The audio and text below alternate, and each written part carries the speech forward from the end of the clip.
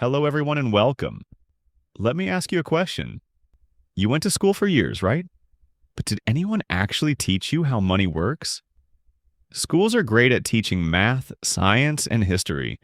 But when it comes to wealth, they only teach one thing: how to become a good employee. From the very beginning, we're told study hard, get good grades, find a stable job. That's not wealth building, that's work training. Here's the truth: this system was created during the industrial age, when the world needed factory workers who followed instructions.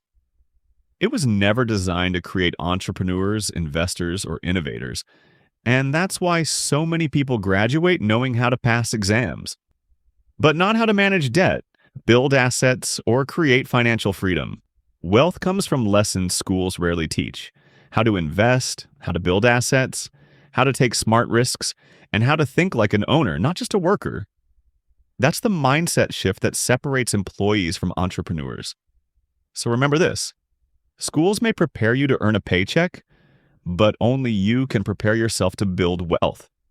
Because the real test isn't the one on paper, it's the one life gives you with money.